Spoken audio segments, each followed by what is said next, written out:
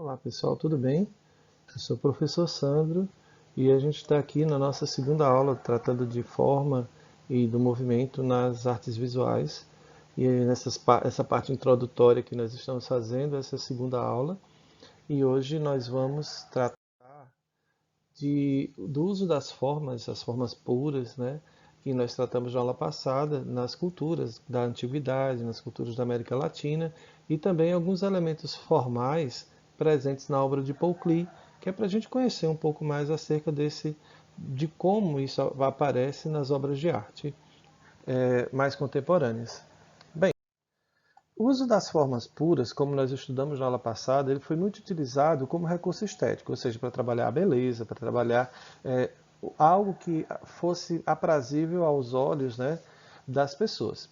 Tanto com os povos da antiguidade, como também com os artistas mais contemporâneos. Então, a gente pode observar aqui, nesses templos, nos templos árabes, né, aqui nesse caso muçulmanos, o uso das formas como as formas em miniatura, agrupadas, montando novas formas que vão se apresentando ao longo do espaço utilizado aqui pelos arquitetos. Aqui a gente observa também, do mesmo jeito, essas formas sendo colocadas nos mosaicos, né, e nos vitrais também de templos muçulmanos. O que a gente pode observar? As pequenas formas básicas, triângulos, retângulos, quadrados, elas vão sendo agrupadas e formando novas formas maiores e dando outros sentidos, como, por exemplo, utilizando principalmente a repetição.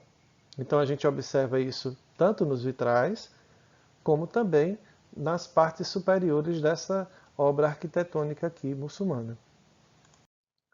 Aqui na África como um todo, a gente também percebe isso com grande variedade. Esse aqui é um quadro onde a gente vê é, vários motivos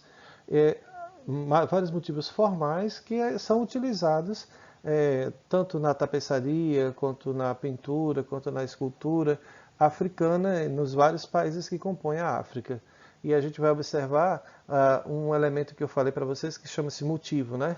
O motivo é esse elemento básico que vai dar início a uma repetição e que vai dar o todo, né, o caráter de conjunto ao trabalho. Então, aqui a gente tem esse motivo é um motivo animal, né, que a gente tem aqui um peixe, uma representação, aqui também um motivo vegetal, no caso aqui uma representação de árvore e assim por diante. Na América do Sul, a gente encontrou isso com grande força entre os astecas. Por exemplo, aqui a gente tem uma repetição de um motivo, esse motivo geométrico, né, baseado em linhas, assim como também essa repetição de várias imagens dentro dessa mandala, assim como também entre os maias. E a gente pode observar assim, que na tapeçaria que essa Índia está fazendo, ela está criando o motivo a partir da junção das linhas. E a gente vai observar que elas vão criar aqui novamente, ó, tá vendo? A forma como um todo. Então ela junta várias pequenas formas para dar origem a outros elementos. Assim também aqui em Calcaia com os tapebas. E é interessante a gente observar que entre os tapebas há ciclos como em suas festas em que isso é feito com, no caso aqui, uma tatuagem à base de genipapo, né, da fibra da tinta retirada do genipapo, uma fruta comum daqui da região, em que são criados motivos como esse que vocês estão vendo aqui em cima. É interessante observar que, tanto para os astecas, como para os maias, ou os incas, ou para os nossos índios brasileiros, inclusive nós os tapebas, a gente pode encontrar esses motivos relacionados aos elementos da natureza. Então, no link da descrição desse vídeo, eu vou colocar para vocês alguns elementos que podem ajudar vocês a perceberem que, ao fazerem esses motivos, os índios eles buscam se inspirar nos elementos da natureza. Então a gente vai ver aqui a representação do casco da tartaruga, da seringueira, do cafezal e assim por diante. Bom, então, Esse uso das formas e das linhas, com o passar do tempo, obviamente, já num grande processo de desenvolvimento da arte, ele passou a ser chamado de grafismo, que é um trabalho com elementos gráficos, não é figurativo, né? Então, aqui é um conceito. Grafismo é arte em que são mais relevantes as formas, as cores, desculpa aí, o desenho está horrível, e os detalhes do que a própria figura ou a representação. Aí eu vou voltar aqui, eu vou voltar àquela imagem que a gente estava antes. Olha, é mais importante, então, o uso da forma, a cor e o detalhe do que mesmo o que ela está representando ali naquele momento. Pode ser uma forma mais sucinta de representar um objeto ou uma composição de objetos, contanto que os impactos que a cor e a forma de cor e forma façam sentido com a proposta do artista. A arte do grafismo é simples e exuberante das cores, criando conceitos como a repetição, ritmo, equilíbrio e a escala. Vamos ver o que é que significa isso. Ao observar essas imagens que estão aqui presentes, por exemplo, aqui nessa cabaça que a gente está vendo, né, a gente observa o seguinte, que há a repetição do motivo. Aqui é um triângulo e ele vai se repetindo ao longo da cabaça, né? E aqui também. Mas se a gente observar com calma, por exemplo, nesse elemento que eu estou mostrando aqui, neste elemento aqui, a gente vai ver o seguinte, que esse X com esses pontinhos aqui dentro desse quadrado, ele só vai aparecer depois de passarem dois desses elementos aqui, que parecem um labirinto, né? E depois mais dois e assim por diante. Isso aqui, pessoal, é o ritmo, né? É a repetição do motivo, mas também ritmado. A cada dois, um novo e assim por diante. E a escala é proporcional. Observe que há uma proporcionalidade aqui nos elementos. Eles não são nem muito maiores uns do que os outros, né? Eles são proporcionais. Esses elementos aqui, então, eles aparecem e é isso que vai dar a gente aquela sensação do movimento que a gente observa no objeto, mas também vai causar essa sensação, aliás, essa impressão do movimento, mas também vai mostrar para a gente os elementos formais que estão sendo utilizados. Aí a gente vê aqui, por exemplo, na moda, né? Esse aqui é uma imagem do desfile de moda realizado em 2019. Aí a gente percebe esses elementos formais dos mosaicos, das formas repetidas, tanto na vestimenta, quanto também na decoração, né? No design de interiores, a gente observa isso também. É interessante a gente observar que as tatuagens, em uma boa parcela, elas buscam também trabalhar com esses elementos. Essas tatuagens aqui são representações de elementos indígenas. Temos aqui o casco da tartaruga, a jararaca e assim representados aqui. Mas nós podemos também observar que em muitas tatuagens que se chamam tribais, esses elementos da repetição, do ritmo, eles estão presentes como recursos gráficos e herança do grafismo que a gente acabou de falar.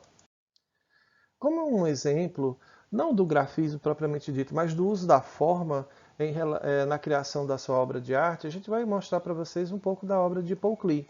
Então, Paul Klee é um artista suíço, né, mas nasceu no século XIX, né, seus pais eram músicos, ele também passou a estudar música, mas o que o diferenciava em relação aos seus trabalhos era exatamente essa capacidade de trabalhar a pintura, não no sentido de criar figuras e formas mais comuns, mas muito mais no sentido de trazer elementos formais para a sua obra, ou seja, ele trabalhava no sentido muito maior da representação. E aqui a gente tem alguns elementos, né? Isso aqui no estúdio de Kairouan, de 1914, nós vamos observar o seguinte. Em primeiro lugar, uma riqueza de cores, de tonalidades mais para o pastel, mas a gente percebe aqui uma variação de elementos, do mais claro para o mais escuro, do mais quente para o mais frio. A gente percebe também aqui o uso das formas mais simples, circunferências, quadrados, retângulos, e recortes como de uma paisagem urbana, de vista aérea, né? Em que a gente apresenta assim como se fossem grandes recortes de território. Mas observe que não se trata aqui de identificar o que está aqui no quadro, mas se trata de identificar como o artista usou as formas. e o que o inspira, no caso, para ele a paisagem urbana. Aqui mais um trabalho dele, que é de 1917, e aqui a gente percebe também elementos do cubismo, né, aqui presentes nessa criação que ele trabalhou. Então a gente tem elementos cubistas aqui já aparecendo, mas com grande força também, novamente, os elementos formais, né, todas essas formas aqui criando um grande conjunto. Então, no processo de desenvolvimento do trabalho do Beauclerk, percebe-se esses elementos, mas também percebe-se que há um desejo dele de trabalhar com o urbanismo, né? Com o que ele vê nas mudanças que estavam acontecendo no mundo e no lugar onde ele vivia, obviamente. Nesse quadro, o balão vermelho, o objeto reconhecível, a princípio, é o balão. Mas aqui, ao redor, a gente vai começando a ver a sugestão que ele nos dá das edificações, né, dos prédios, das mudanças urbanas, de uma paisagem que é diferente daquela paisagem que a gente chamaria de natural, por ser uma paisagem em que a gente vê a própria natureza exuberante. Há uma riqueza de cores, que contrasta um pouco com aquilo que se vê nas paisagens urbanas, que são geralmente mais acinzentadas, mas também há um tratamento da forma para poder ajudar a estabelecer uma relação, né, de criação do próprio artista. E aqui, a de Parnasso, que é uma das suas obras mais admiradas, onde a gente percebe elementos do pontilhismo presentes aqui no quadro, em todo o quadro, e um tratamento das formas, tanto como pano de fundo, como elemento central do seu trabalho. Bom, então a gente chega aqui e passamos por elementos formais, observamos os grafismos, vimos que os grafismos eles fazem parte da história do ser humano, das formas de representação que o ser humano utiliza, da maneira como ele observa o espaço.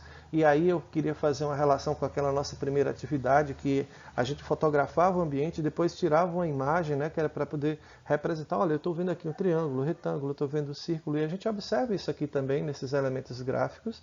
Observa que esses elementos gráficos eles também estão aqui presentes na moda, assim como nós vimos na arquitetura, entre outros. E também as formas elas fazem parte também da forma da composição dos artistas plásticos, né? Da forma criativa como eles usam.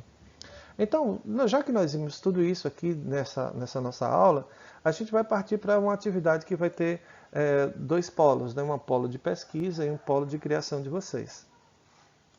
Bom, nessa parte assim de pesquisa, que eu estou chamando de teórica, mas gente, teoria e prática, nesse caso, elas não se separam. Isso aqui é só para vocês saberem que essa parte é para pesquisar e a outra é para vocês criarem. A gente vai conhecer um pouco da obra do Alfredo Volpi, Nadir Afonso e Atos Bulcão. A pesquisa de vocês deve buscar de um desses artistas as origens, né, onde nasceu, o que é básico de uma biografia, né, lugar de formação, onde estudou, e aqui a parte onde a gente vai conhecer um pouco do artista, né? Que tipo de arte ele produz, se é pintura, se é escultura, se é tatuagem, se é xilogravura, etc. Quais são os materiais que ele utiliza e onde é que foram expostos, né, uma boa parcela de seus trabalhos. Por outro lado, algumas obras conhecidas desses artistas, né, e algumas fases de produção do artista, se houver. É interessante a gente observar, por exemplo, no trabalho do Beauclerk, que, a depender do período em que ele criou, há inspirações e há formas de produzir os trabalhos que se diferenciam. Se isso acontecer na pesquisa que vocês encontrarem, vocês colocam, tá? Então, aqui tem alguns sites que eu vou colocar na descrição do vídeo também, para ajudar vocês a pesquisar. Então, essa parte prática, a gente vai trabalhar da seguinte forma. Vocês vão assistir esse vídeo, que vai estar também na descrição do link, em que essa professora ela explica bem didaticamente como criar um painel para que vocês possam fazer o trabalho de vocês. E vocês devem utilizar os elementos que vocês fizeram, né, criaram na pesquisa passada, eles devem aparecer nessa composição de vocês.